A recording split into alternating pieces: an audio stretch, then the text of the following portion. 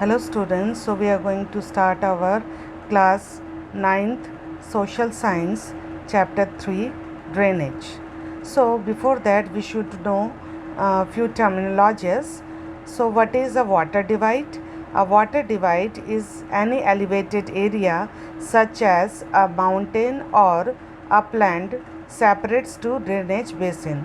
So you can see in this diagram, so stream A orange one and stream B blue one, and in between there is an upland which can be a just an upland land or mountain. Okay, and this mountain is dividing, or this upland is dividing these two water bodies. Okay, so this is called water divide. Now next is some features made by rivers. So when the river is in mountains or in the upper course, okay, so that is basically we call it the source of river. So whenever the word is coming upper course, it means we are talking about its source or the origination of the river. In the middle course it is form the shape of meander. Okay, and in the lower course it will form a shape of oxbow leg or a kind of U shape. Okay, now next is drainage systems in India. The drainage systems of India are mainly controlled by the broad relief features of the subcontinent.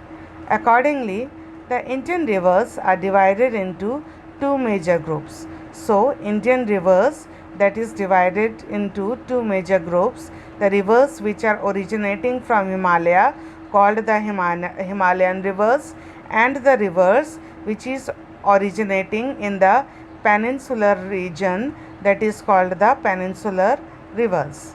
Now, major Himalayan rivers are the Indus, the Ganga, the Brahmaputra. The Himalayan rivers are long. So now here we will see the features of Himalayan river. It is long and are joined by many large and important tributaries. A river along with its tributaries may be called a river system. Now next is the river Indus. River Indus rises, meaning originating in Tibet, which is in China, near Lake Mansarovar. It flows west in China. In Tibet it is flowing in west and enters India in Ladakh district of Jammu and Kashmir through a picturesque gorge. Okay, so through a very beautiful gorge, so it is entering. And what is gorge? Any crack in mountain, and through that if any river is coming out, so that particular part will be called as gorge. Several tributaries like the Jaskar, the Shayank and the Hunzan join it here. It flows through Baltistan, the Gilgit, which is in Pakistan, and emerges from the mountain of Attock. Okay, now famous. So basically you have to see, when we are talking about the rivers, where it is originating. Okay, where originally it is originating, and in India, in which part of the state in India it is entering into, and when it is leaving India, so in which country it is leaving India. Okay, so next is it flows through Baltistan, the Gilgit, and emerges from the mountain of Attock, which is in Pakistan. Famous 5 rivers of Punjab, the Satluj, the Beas, the Ravi, the Chenab and the Jhelum meet the Indus a little above Mithankot in Pakistan. Okay, so these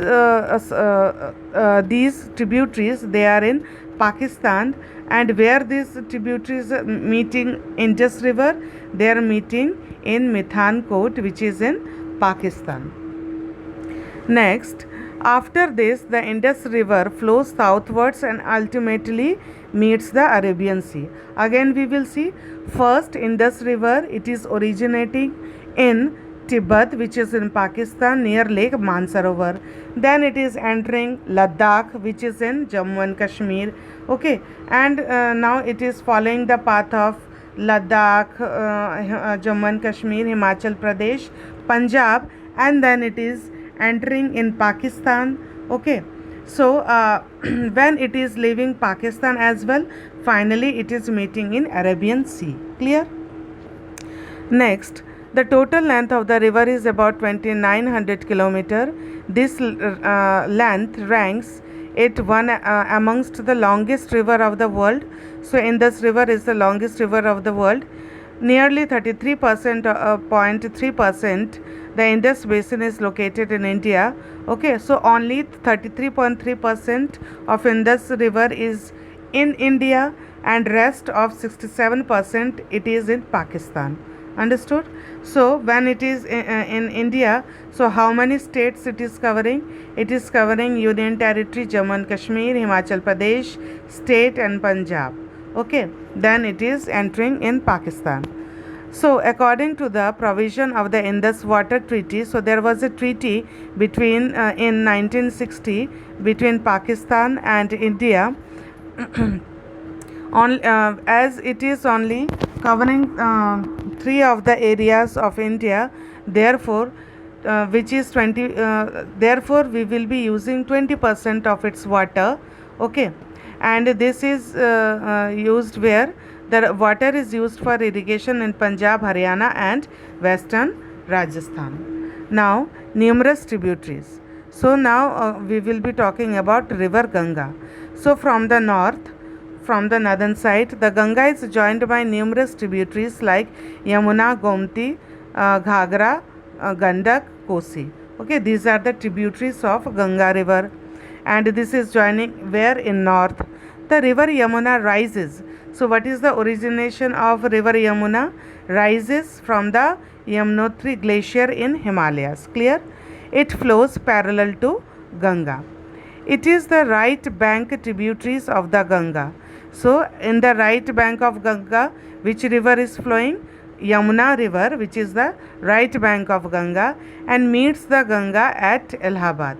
Okay, so it is meeting Ganga, Yamuna is meeting Ganga in Allahabad, therefore there it is calling as Sangam. Okay, the Ghagra, the Gandak, and the Kosi rise in Nepal Himalayas.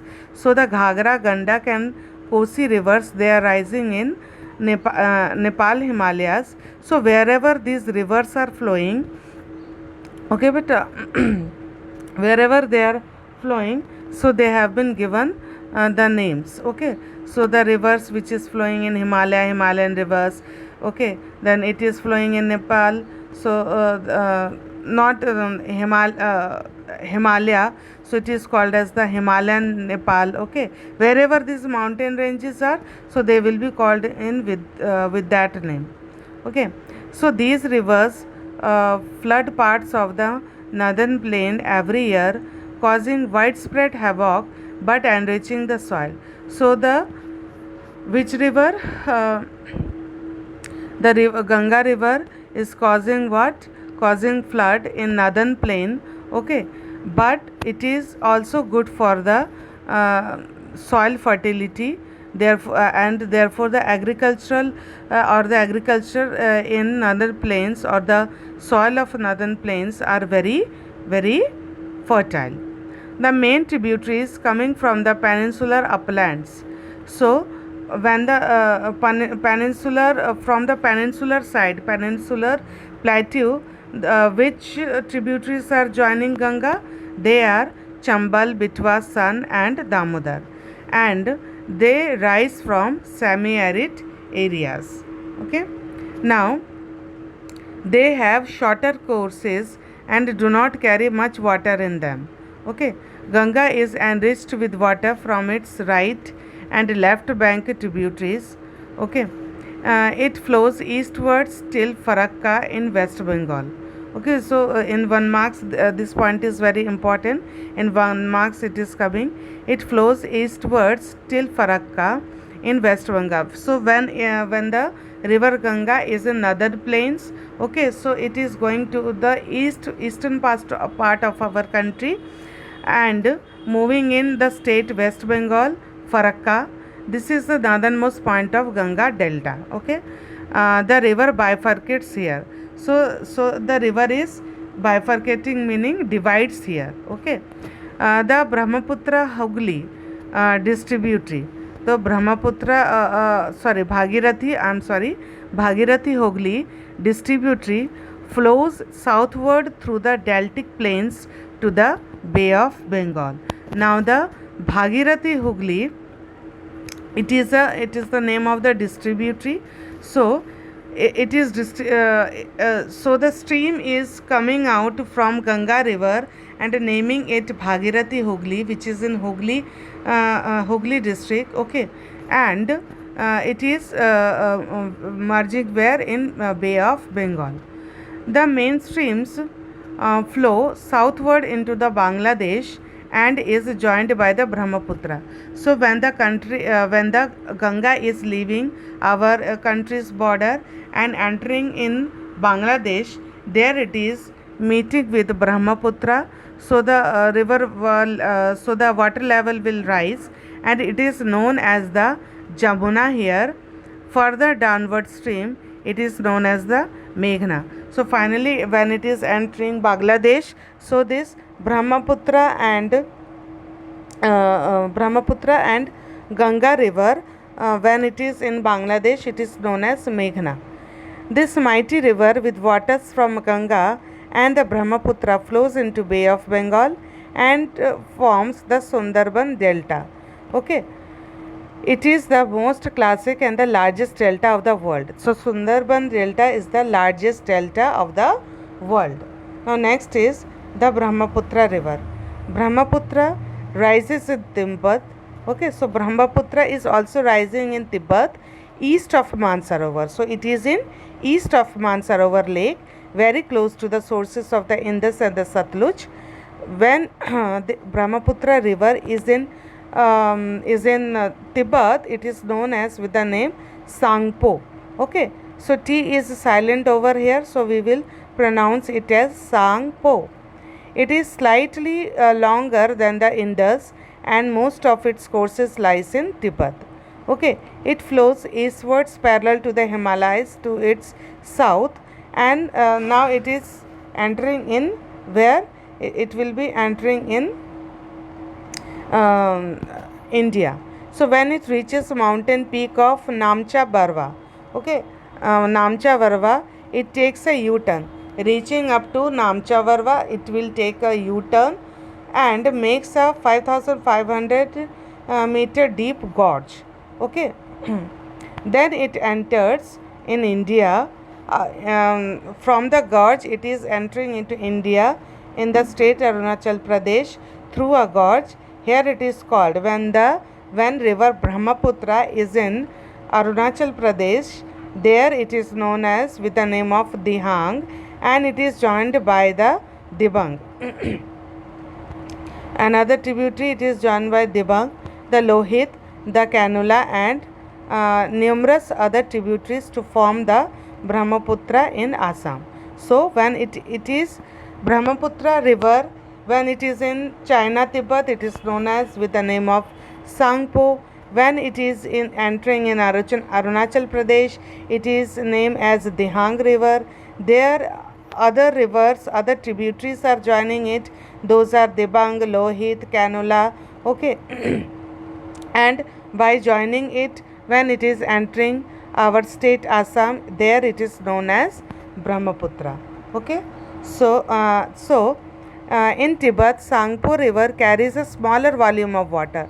So when this Brahmaputra river is in Tibet, so there it is very water volume is very less, and silt amount is also very less. Why it is less? Because of its dry and hard rocked area. Clear? Now when it is entering in India through a region which receives a huge amount of rainfall. Whenever it is entering in India, it is receiving a huge amount of rainfall, thus increasing the volume of water.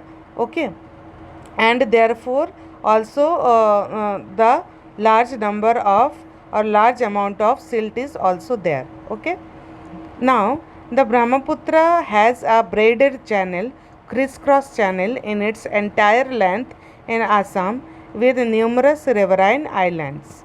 Okay, so in Brahmaputra river, it is having numerous many riverine islands, because so many it is when it is in Brahmaputra in Assam, it is having silts, large amount of silt.